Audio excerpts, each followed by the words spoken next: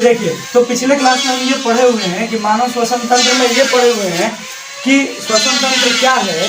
तो मानव में या फिर हम कह सकते हैं कि श्वसन की क्रिया में भाग लेने वाले अंगों के समूह को क्या कहते हैं? श्वसन तंत्र कहते हैं। सम्मिलित रूप से उन्हें हम श्वसन तंत्र कहते हैं। और श्वसन तंत्र में कौन कौन से अंग आ रहे थे तो उसमें हम पढ़ चुके हैं कि श्वसन तंत्र में हमारा क्या आता था।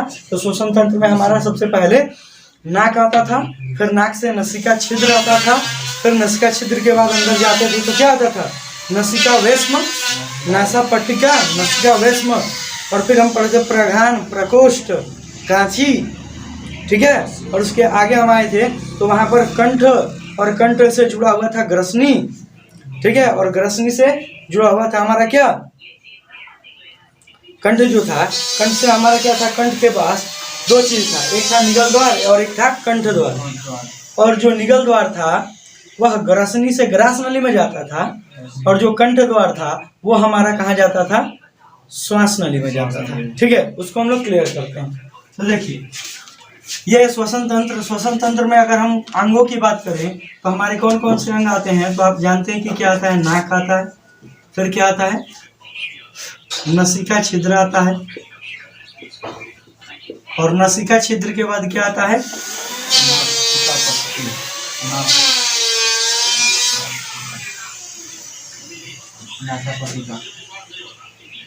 छोटे छोटे साउंड कम करके सुन, वीडियो बनाओ तो नहीं। चलिए देखिए, यहाँ पर देखिए, नाक है, नसिका छिद्र है, और फिर नसिका छिद्र के बाद हमारे पास क्या है? नासा पट्टिका, नासा पट्टिका, और नासा पट्टिका के बाद क्या है? नासिका वेश्म। हाँ, नसिका वेश्म, चाहे नासिका वेश्म, और नसिका लिखा हुआ है, ये था। इसके बाद हम पढ़े हुए थे ग्रसनी, और ग्रसनी के बाद कहाँ जाएगा हमारा? याद रखिएगा, ग्रसनी के बाद जाएगा हमारा, ये ग्रसनी नहीं था यहाँ पे, वहाँ पर ग्रसनी था, नासिका ग्रसनी नहीं होना चाहिए।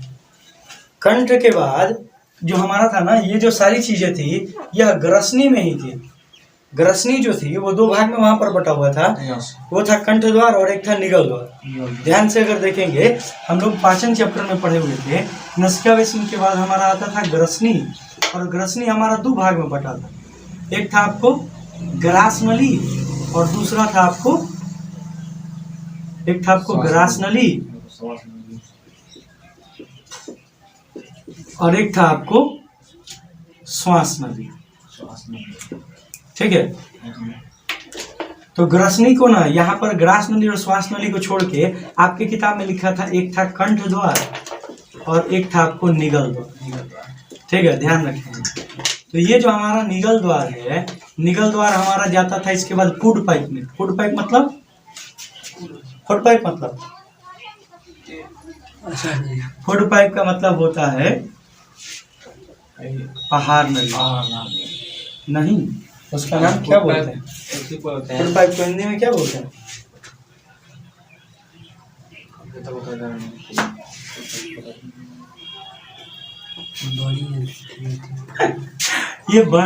ये आपका पेट में जाता है, लेकिन पेट में जाने से पहले ग्रसनी से जाता था, इसको कहते थे ग्रास नली। अरे बाप रे बाप। और ग्रास नली से जाता था आमाशय। ये ध्यान रखेंगे।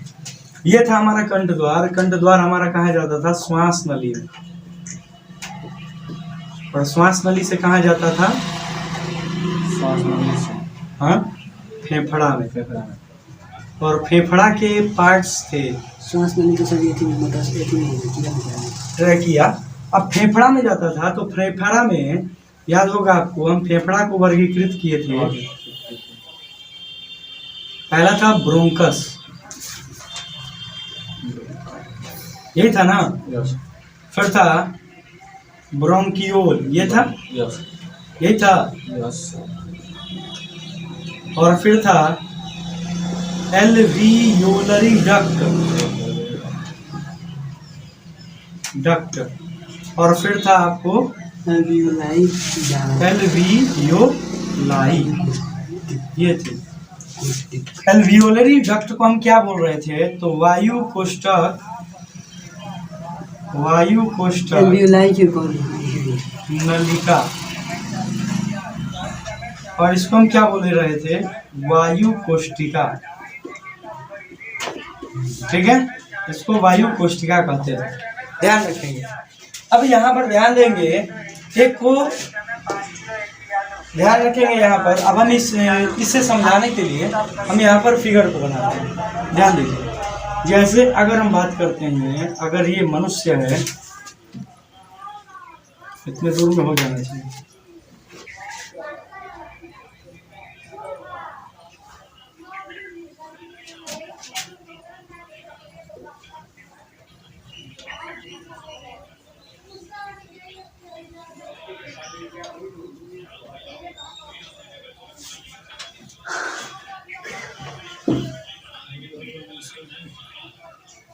चलिए देखिए कि यहाँ पर क्या है कि ये कुछ इस प्रकार से है, और इसको हम लोग ऐसे दिखा देंगे, ऐसे दिखा देंगे। हमको जो दिखाना है वो ये दिखाना है कि ये है हमारा, और ये है हमारा, और ये जहाँ जाकर आपस में जुड़ रहे हैं,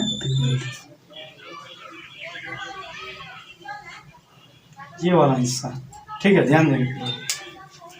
आपको जो पढ़ना है वो आपको पढ़ना है, ये वाला हिस्सा पढ़ना है, ये वाला। ठीक है, ये यहाँ पर ये अलग रहता है।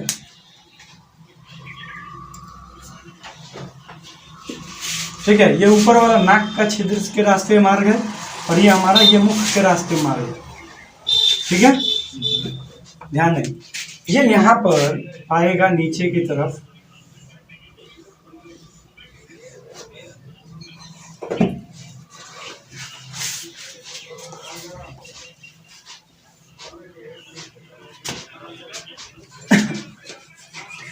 और ये यहाँ से आकर दो भागों में बट जाएगा।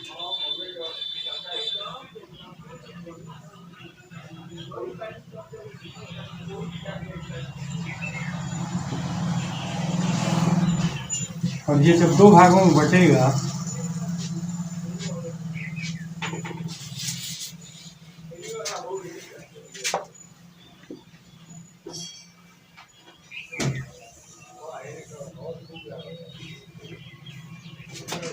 ठीक है, ध्यान रखेंगे। ये है हमारा। अब इसमें क्या है कि यहाँ पर थायराइड ये ग्लैंड है,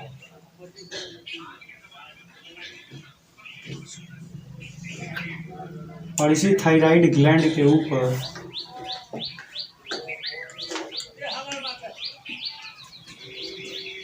हमारा जो है लैरिंग्स पाया जाता है। यहीं पर क्या पाया जाता है?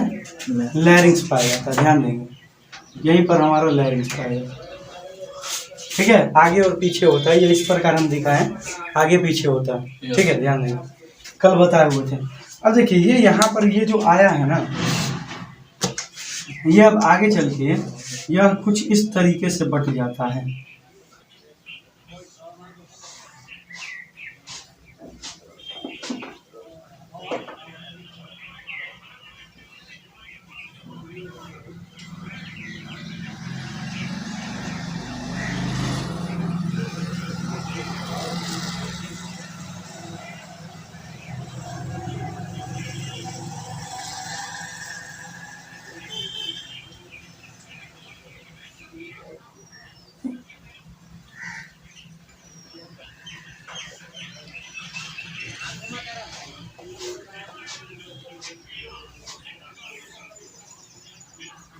ये कुछ इस प्रकार से जुड़े होते हैं, ध्यान देंगे।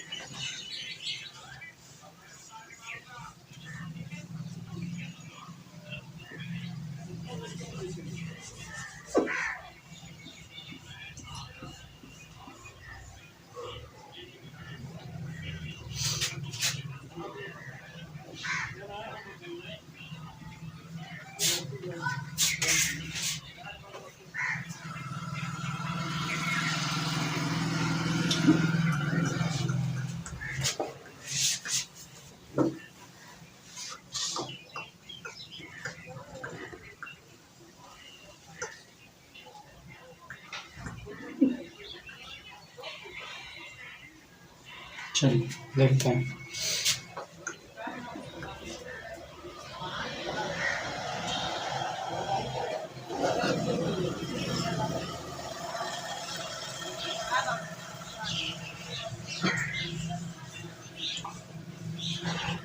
चलिए देखिए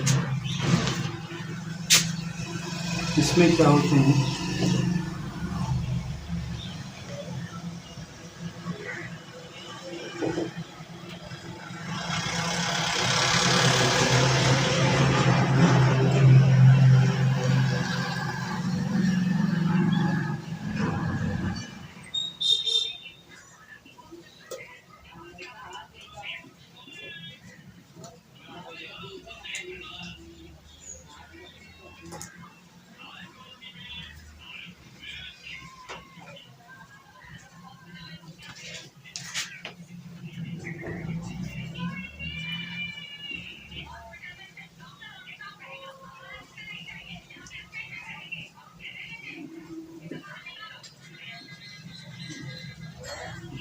ये है, हर एक चीज को पॉइंट टू पॉइंट हम लोग क्लियर करेंगे। 2 मिनट का समय दीजिए।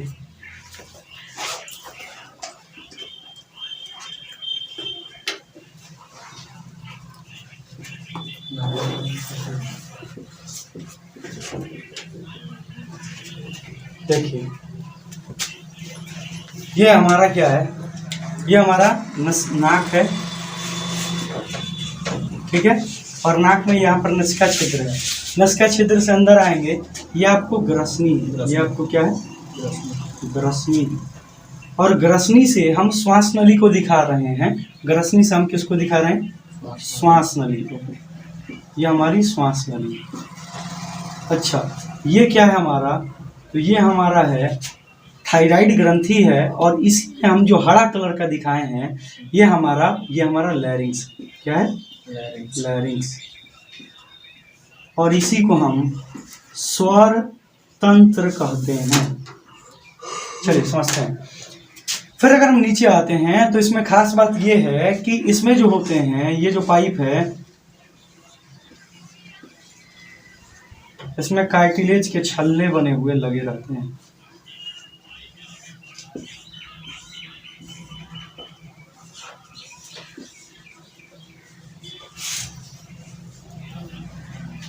ये होता है, ध्यान रखेंगे। श्वास नली है, श्वास नली की लंबाई कितनी है, 12 सेंटीमीटर। और इसका व्यास कितना है, इसका व्यास है 16 mm, ठीक है। अगर हम आगे बढ़ते हैं तो ये जो हम रिंग दिखाए हुए हैं, यह रिंग कार्टिलेज के रिंग है। किसके रिंग है, कार्टिलेज के। किसके, कार्टिलेज के। ये कार्टिलेज के रिंग इसलिए लगाए गए हैं क्योंकि जब हम हवा अंदर की तरफ इनहेल करते हैं तो ऐसा हो सकता है कि हवा को अंदर लेते क्रम में और बाहर छोड़ते क्रम में आपका पाइप जो है वो क्या हो जाए, पिचक जाए। तो ना पिच के, इसलिए यहाँ पर कार्टिलेज यानी कि उपास्थि के, कार्टिलेज यानी कि उपास्थि के बने हुए बलय होते हैं। जो बलय कान में, जो हमारी कान की जो हड्डी है ना, कान की हड्डी बिल्कुल इसी प्रकार होती है। कान की हड्डी कार्टिलेज की बनी हुई होती है, बिल्कुल इसी प्रकार ये हड्डी होती है, ठीक है, ध्यान रखेंगे। तो इसलिए भगवान ने इसको बनाया ताकि यह पाइप जो है चिपक ना जाए, कहीं हवा छोड़ते समय, हवा को निकालते समय कहीं चिपक ना जाए, ठीक है। इसलिए भगवान ने इसको हड्डी में पिरो दिया, ठीक है, कार्टिलेज में। अब यहाँ पर क्या है कि ये जो 2 भागों में बट गया, 2 भागों में, इसी को कहते हैं ब्रोंकस। इसी को क्या कहते हैं, ब्रोंकस। हाँ, जो 2 भागों में बट गया। अब ब्रोंकस आगे चल के ये देखिए कितने भागों में बट गया। ये अलग अलग भाग में बटा है, अलग अलग भाग में बटा है। तो इसको हम कहते हैं ब्रोंकियोल। ब्रोंकियोल्स, ठीक है। अब यहाँ पर देखिए एल्वियोलरी डक्ट है ब्रोंकियोल्स के बाद। तो ये जो आपको ये पाइप दिखाई दे रहा है, इस पाइप को क्या कहते हैं? एल्वियोलरी डक्ट। और ये जो आपको छोटे छोटे गोले गोले संरचनाएं दिख रही हैं, इसको कहते हैं एल्वियोलाई। इसकी संख्या कितनी है दोनों मिलाकर? 3 × 10⁸ इतनी दोनों में यह एल्वियोलाई होती है। और हमेशा 3-3 के जोड़े में रहती है, कभी भी 4-4 के जोड़े में नहीं रहती है, याद रखेंगे। अच्छा, इसमें जो मेन पॉइंट ये है पढ़ना, वो ये समझेंगे आप कि यहाँ पर ये जो बाहरी परत है फेफड़े का बाहरी परत, इसको कहते हैं प्लूरा। क्या कहते हैं? प्लूरा। तो सेम है यहाँ पर, ये है आपको प्लूरा, ये आपको क्या है? प्लूरा। ये दोनों जो है ना, यह दोनों आपको क्या बनाए हैं हम? प्लूरा। क्या बनाए हैं? प्लूरा। और इस प्लूरा में ध्यान रखेंगे, इस प्लूरा में बीच में द्रव पाया जाता है। इस प्लूरा में क्या पाया जाता है? बीच में द्रव पाया जाता है, जो म्यूकस का होता है। इस बीच में, इस प्लूरा के बीच में क्या पाया जाता है? इस प्लूरा के बीच में पाया जाता है आपको म्यूकस पाया जाता है। जो म्यूकस क्या करता है? जो म्यूकस, ये हम दिखा रहे हैं इसको, इसमें ये द्रव रहता है।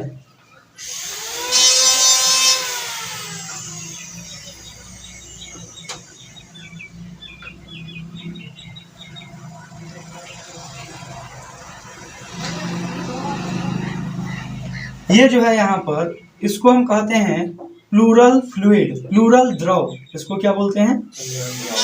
प्लूरल द्रव, प्लूरल द्रव।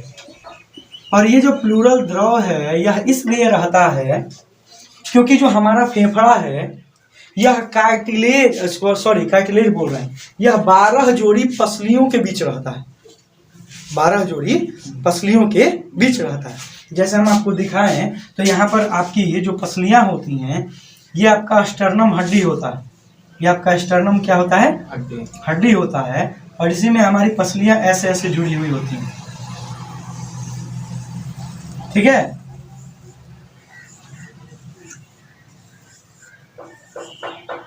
ठीक है, और फिर आगे चल के ये यहीं पर जुड़ने लगती हैं। हड्डी नहीं होता है, मतलब स्टर्नम छोटा हड्डी होता है, इसको स्टर्नम बोलते हैं। STERNUM। यहीं पर इसमें हमारा क्या होता है? यहीं पर हमारा फेफड़ा आता है, और फेफड़ा इसी में उपस्थित होता है, इसी में हमारा फेफड़ा होता है। तो ये जो फेफड़ा हम यहाँ पर दिख रहे हैं, ये दोनों हमारे 12 जोड़ी पसलियों के बीच में है, ठीक है। दोनों तरफ 12 जोड़ी जो पसलियां हैं, उन्हीं के बीच में उपस्थित रहता है। अब ध्यान देंगे कि यहाँ पर ये होता है कि बीच में इसका होना जरूरी है, क्योंकि बाहरी झटके ना लगे, इसलिए। अब क्या होता है कि जब हम श्वास लेते हैं, या फिर जब हम कभी तेज दौड़ लगा रहे होते हैं, तो हमारा जो फेफड़ा है, वह फेफड़ा क्या होता है? हिलते रहता है। तो हिलते रहने के कारण यहाँ पर क्या हो सकता है कि हमारे जो यह फेफड़ा है, इसमें झटका लग सकता है। तो झटका से बचने के लिए क्या किया जाता है कि इसमें जो प्लूरल द्रव है, यह प्लूरल द्रव होता है जो झटका से बचाता है, जो घर्षण कराता है, ठीक है। लेकिन अब क्या हो जाएगा कि किसी कारण से अगर प्लूरल द्रव में इन्फेक्शन हो जाएगा, या चोट लगने से इसमें सूजन आ जाएगा। क्या आ जाएगा? सूजन आ जाएगा। तो इससे एक रोग के नाम से जानते हैं, जिसे हम प्लूराइटिस के नाम से जानते हैं। किस नाम से? प्लूराइटिस। और एक बात याद रखना कि आइटिस का मतलब होता है सूजन। आइटिस का मतलब क्या होता है? सूजन। आइटिस का मतलब क्या होता है? सूजन। तो आर्थराइटिस होता है, प्लूराइटिस होता है, इन सब का मतलब यह है कि उसमें सूजन, ठीक है। तो आइटिस जिसमें जुड़ गया सूजन, तो प्लूराइटिस मतलब प्लूरा में सूजन हो गया। प्लूरा में क्या हो गया? सूजन। तो वो प्लूराइटिस रोग हो गया, ठीक है। ध्यान देंगे, यहाँ पर होता क्या है, नाक से हम श्वसन लिए, और श्वसन के दौरान हमारा श्वास हमारा नसिका छिद्र से होते हुए, नसिका वेस्म से होते हुए कहाँ जाएगा? हमारा ग्रसनी के पास, ग्लोटिस के पास, ग्लोटिस कंठ द्वार के पास, अब कंठ से क्या होगा, हमारा श्वास नली में जाएगा, और जो भोजन वाला रास्ता होता है ये वाला, ये आपको निगल द्वार में जाएगा। ठीक है, ये आपको याद रखना है कि यहाँ पर ये जो परत होगा ये हमारा ग्लोटिस होगा। क्या होगा? ग्लोटिस होगा। क्या होगा? ग्लोटिस होगा। और जो ग्लोटिस है, यह ग्लोटिस हमारा क्या करेगा, अलग करेगा किसको किसको, निगल द्वार को और कंठ द्वार को, इन दोनों को अलग करेगा। ठीक है, अब क्या होगा कि यहाँ से हमारा कंठ द्वार से होते हुए हमारा जो भी श्वास नली है, जो भी हम श्वास लिए हैं, वह श्वास किस रास्ते जाएगा, श्वास नली के रास्ते। और श्वास नली को हम क्या बोलते हैं इंग्लिश में, ट्रैकिया। ट्रैकिया की लंबाई 12 सेंटीमीटर होती है और इसका व्यास 16 mm होता है। इसमें किसी भी प्रकार का कोई भी संकुचन न हो, इसलिए यहाँ पर कार्टिलेज के रिंग लगे हुए होते हैं। यहाँ पर श्वास नली में ग्रसनी या फिर ग्लोटिस के नीचे और श्वास नली में एक हम कह सकते हैं कि स्वर तंत्र लगा रहता है, जो हमें क्या करता है, हमारे आवाज को निकालने में मदद देता है। ये जो स्वर तंत्र होता है, यह स्वर तंत्र 2 प्रकार का होता है। एक होता है true vocal cord, true vocal cord, और दूसरा जो होता है वो होता है फॉल्स वोकल कॉर्ड। याद रखेंगे कि जब भी हम किसी भी ध्वनि को निकालते हैं और वह ध्वनि हमारी अच्छी होती है और उसे हम सुन पाते हैं, समझ पाते हैं, तो वो हमारा ट्रू वोकल कॉर्ड का काम होता है। वो हमारा क्या होता है, ट्रू वोकल कॉर्ड जो होती है, वही ट्रू वोकल कॉर्ड हमें उसे सुनाने में मदद करती है। यानी कि यह हमारा तब एक्टिव होता है जब हम सचेत अवस्था में रहते हैं। जब हम किस अवस्था में रहते हैं, सचेत अवस्था में। तो जब हम सचेत अवस्था में रहते हैं तो हमारा ट्रू वोकल कॉर्ड एक्टिव होता है और इससे हम आवाज निकालते हैं। लेकिन जब हम सोए हुए अवस्था में रहते हैं, जब हम नींद में रहते हैं, तो हम जो साउंड निकालते हैं वो हमारा फॉल्स वोकल कॉर्ड से निकलता है, जब हम अचेत अवस्था में होते हैं तब। यानी कि जब हम गहरी नींद में होते हैं तो हम जो खर्राटे लेते हैं वो फॉल्स वोकल कॉर्ड से निकलता है। ये बात ध्यान रखेंगे। फिर यहाँ पर नीचे बढ़ें तो ये वलय हैं। इन वलयों में याद रखेंगे आप, हम इसको मिटा दें। इन वलयों में याद रखेंगे, वलयों को आगे चल के ब्रोंकस में भी लगाया गया है ताकि यहाँ पर ये न पिचके। ठीक है, और फिर आगे चल के अगर आप देखेंगे तो यहाँ पर ध्यान देंगे, ये मिटाना इसलिए पड़ा क्योंकि यहाँ पर हमें दिखाना है। यहाँ पर कुछ इस प्रकार की संरचनाएं होती है।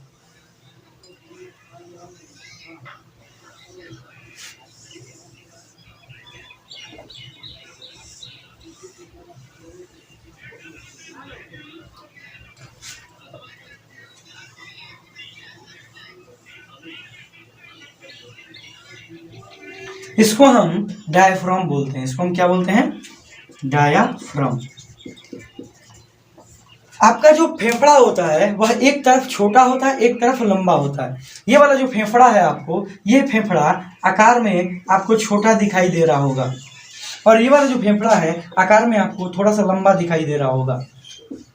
कारण क्या है, कारण ये है कि हमारा जो लीवर होता है यहाँ पर होता है, और इस लीवर को स्थान देने के लिए, यानी कि अस्थाई करने के लिए हमारा जो ये क्या बोलते हैं, फेफड़ा जो होता है वह एक तरफ चिपटा हो जाता है और दूसरी तरफ यहाँ पर होता है अमाशय।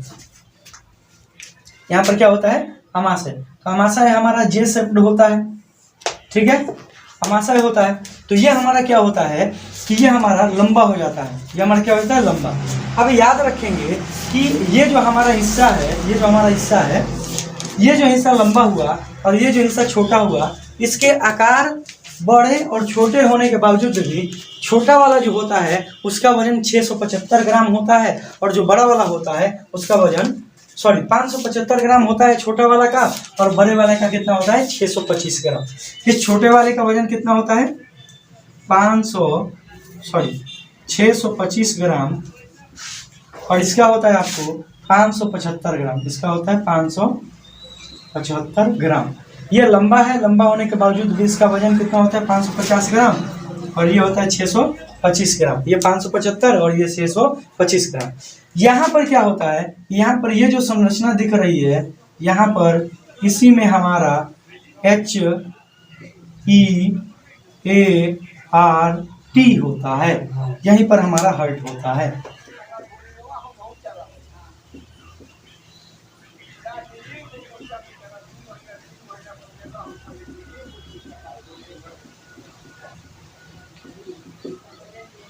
ये हमारा हार्ट होता है, ध्यान रखिएगा। ये हार्ट पंप करता है, फेफड़े के पास खून को पहुंचाता है, ठीक है।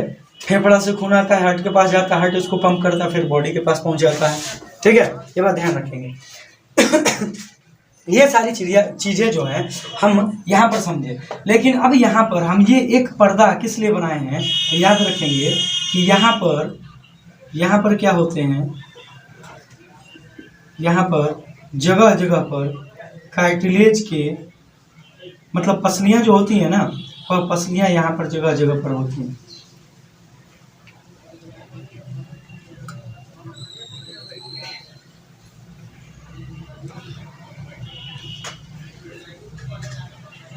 ठीक है, ये सारी चीजें।